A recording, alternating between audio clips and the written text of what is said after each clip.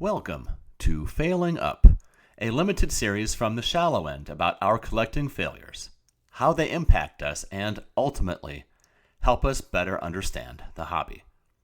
It's about the moments we need, even if we don't necessarily want them.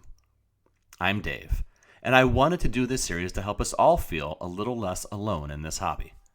We've all made mistakes.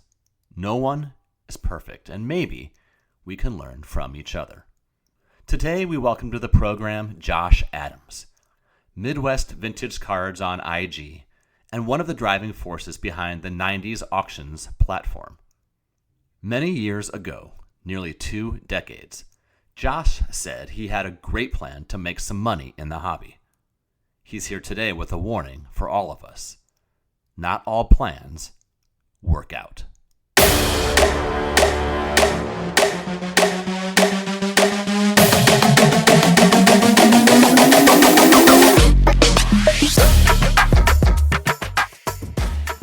So happy now to welcome to the program. On Instagram, he's Midwest Vintage Cards. In real life, he is Josh Adams. Josh, thank you so much for being here. Please tell us about a decision you have made in the hobby that maybe you wish you had not made. Sure. Hi, Dave. Thank you for having me. So back in around 2008, at one of the auction houses had an online auction, and I thought a great idea to buy a lot and to make money to buy cards for myself was to buy a lot of 50 Joe DiMaggio autograph checks. So I figure everyone likes Joe DiMaggio. You can't lose on Joe DiMaggio checks. And the price was right, I thought at the time. So I won the auction, which, should have been a heads up. There weren't that many bids on it. And, a couple of days later, they came in the mail. And then I think the National was about a month later. And I thought, I'm going to clean this whole thing out in less than a month. I'm a genius. That is not what happened. So I think at the National, this was the 2009 Nationals. I think it was in Cleveland. And I bought all 50 of them. I left with 48. And my friend of mine who was with me goes, what is wrong with you? So we're talking now 16 years ago. Yes. As this episode comes out, the National will have taken place last month, but we are now 16 Nationals since you bought the checks with your ingenious idea of, and have you sold all 50 at this point? I have 5 left. I almost keep them as like a sentimental memory of my journey of Joe DiMaggio autographs. I never want to look at another one again for as long as I live. So at this point, I would think that so you still put them out at shows when you set up. Yeah. They're still out. And what is your reaction when somebody A, shows interest in it, and then B, ends up buying a check? I am so excited because it means I can finally get rid of these things. Because by now, in terms of the cost, my time, I'm way underwater, so to speak. And whatever I wanted to buy with that money, I've probably already bought it, a decade and a half ago. My kids weren't even born yet when I bought these, so that's how long I've had them. So let's go back before we come back to the present and go back to when you first bought them. Just kind of take us through the overall longer thought process of what you expected to be able to do with these 50 DiMaggio checks. Like, do you remember what it was? Was it just to get sort of capital in general for your collection? And then when did you start realizing sort of these aren't selling the way that I thought they were? So around that time, I had graduated law school in 2004. And so I was out for 5 years and I was still, trying to make money other ways to fund my collection. And one way that I was pretty successful at doing was, buying lots at auction back then, pre-pandemic time. And you buy lots and then you able to sell off most of the cards and then you keep the cards you want for a lower price, or if maybe even no price because you've made money on the other items. Like if you buy a 10 item lot, you sell 9 and keep 1. So I did that for a lot of cards. That's how I built my Leaf and my Gaudi collection. So I saw this, I forget what auction house it was in, but I saw this lot of 50 checks. I'm like, this is a great idea. Everyone likes Joe DiMaggio. So I thought, and I bought some other stuff from that auction too, I remember I bought that and I thought that was a really, smart thing to do, and I would use the money for capital to buy cards that I wanted to keep. And then when did you start to realize that they were not moving the way you hoped they would? At the first national, you sold 2, you left with Yeah. 48. And then maybe you thought, okay, well, these other shows are coming up. I'll start moving gradually. When did they realize these things are not moving? Probably November of that year, because there was a Rosemont show in November every year, right before Thanksgiving, and it's a pretty popular show, and it's 2009, and I didn't sell any of them then. I didn't sell any of them, and I didn't put all 48 out because I'm like, well, that's not too many. I put like 2 or 3 out. I'm like, oh, maybe looks like I don't have that many, and none of them sold, and I realized like I got a problem. I can't really get rid of these, and just yeah. Sorry. And were there some other creative ways? Like I'm thinking, like at some point, do you contact like Tops or Leaf and say, "Hey, I've got something for you. You can do a cut auto." How have you tried to get rid of them over the years?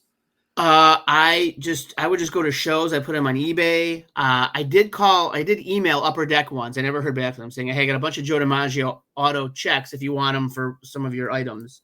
And I never heard back from them. But yeah, mostly eBay. But then even then, it was like a pain because the checks are longer. So shipping them is kind of you have to put them in like either a padded envelope or a legal envelope and put bubble around it, because if it creases, you got a problem.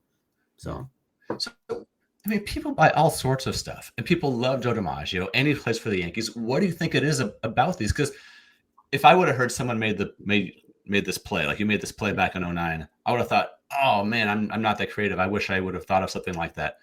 Mm-hmm. What is it about these you think that are not catching on? There are so many of them, right? If I could buy 50 of them at one swoop, there's got to be so many more just floating out there. I think it's comes down to supply and demand. And also you can get a DiMaggio cut auto card, like Upper Deck, like SP Authentic has it, or whatever it was called back in the early 2000s. There was a cut auto with his image on it, like 1 out of 5 or something like that. So as you got, sort of further along in your selling journey and your collecting journey, how did you come to view the checks? Because at some point, when the hope is gone, they're still there, right? They're still there. So when you look at them, when you would see them, what was your going through your head as you would look at these things? It's like an albatross around my neck. Sometimes I wouldn't even bring them to shows. It became a joke with my friend who we would partner in on some auction purchases from time to time. He goes, "Hey, you got any more DiMaggio autos?" And we'd always joke about that. And like he'd bet how many I could sell during a show we were at together. And I eventually stopped taking them with me because I got so just depressed looking at them and they wouldn't sell. Like, oh, come on. Even now in 2025, it seems like a really good play. Like I would, like if we were sitting around, eating dinner and having a beer or whatever, watching games, I'd be like, I wouldn't feel bad about this. Like this seemed like the absolute right thing to play, don't you think? Yeah, right now it would be great. It's a great idea right now. I'll probably bring the rest of them up. I bet you I sell them now at the National, so we can talk about it after the show and see how it goes. But I'll have to put like an editor's note. By the way, Josh sold these at the 2025. I have to sell them for so much just to recoup the hours I've spent lugging them around everywhere. Right. Like you might get the technically get get back to the black in your ledger, right? But the time wise, this is kind of gone. It's gone. Right. So have there been any other? I'm sure there have been. What are some times then since you made the purchase? As you've gone in your collecting and you've just done so much in this hobby, where maybe you've had opportunities to do something similar, where you've been able to refer back to this as a lesson, thinking, nope, don't want to do that because of I remember what happened before. It's a great question. So a year later, and I forget the auction house, but there was a lot of it probably was Huggins or someone. There was a lot of 1,500 shoebox cards, right? 50s and 60s. I told my buddy, I'm like, oh man, we should buy these because, you burn them out, put them at a show. People always want Hall of Famers from 50s and 60s. And he's like, if you buy this, I will kill you. And he's like, you're still sitting on his other stuff from last year. You know how much time it's going to take you to do this? No, absolutely not. Think about it. And then I realized that's absurd. So frankly, from that point forward, whenever I look to maybe buy a lot to break up for myself, I always look for more of smaller number of cards, maybe a little higher dollar value, because I'm maybe at that point in my life now where I can afford maybe a higher dollar value lot, and then just burn it off that way. Stuff that people higher demand product. Yeah, where my mind goes is if you think about the collector Tony, TJ is online. Yes. Right? He's been talking, great vintage collector and baseball card collector. Mm-hmm. And he's been talking lately about this idea of when you buy something, know what your end game is, potentially. But but I'm not sure this applies here because you thought you knew what your end game was. And it just didn't happen. It wasn't like you went in there, no strategy, no knowledge of the hobby. You went in and this seemed like a really good play. I think this may just kind of goes to show that sometimes you never know, right? That's true too, right? Maybe it's you know what you want to do at the end, but you don't realize what it's going to take to get to the end. So like how much work is involved. I never really thought about that, like how much work is going to be involved to sell stuff like this that is fairly abundant in the hobby. Or even, everyone knows Joe DiMaggio and he wrote a lot of checks. So I think, again, anyone wants one, you can get one any day of the week. It's not really a rare item, so to speak. He had a very long life, post baseball life, right? Oh yeah. So it only goes to reason that he might have written that many checks, the 50 checks. That might be a month's worth. Right. Right. Exactly. Right? And there could be others out there. What would you say to someone if somebody was looking to kind of go off the board a little bit, go beyond cards, but try to find ways to fund their cards with some sort of a nostalgia item like this one? Maybe they don't want your advice for yes, do it, don't do it.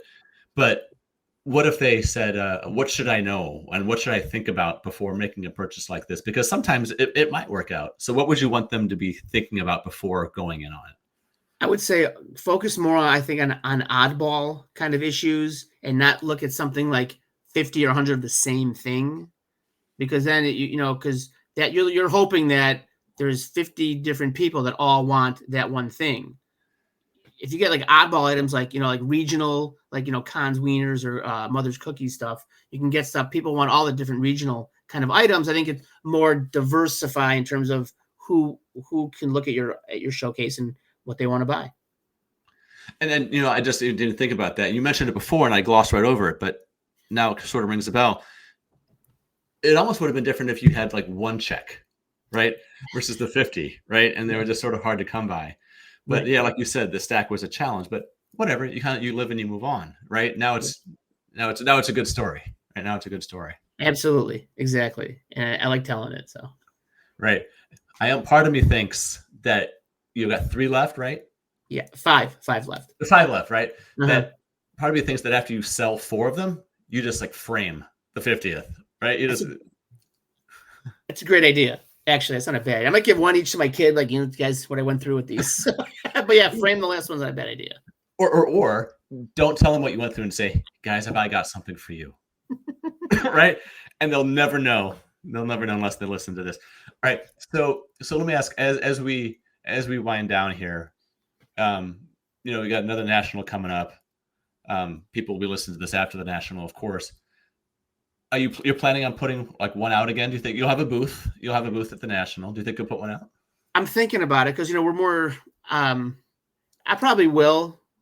Maybe bring 1 or 2 with me just to have, see if I can move them. I actually didn't bring in the last 3 or 4 nationals because I just kind of stuck them away. I'm like, you know what? It's fine. It's a sunken cost, whatever they call it, and just forget about it.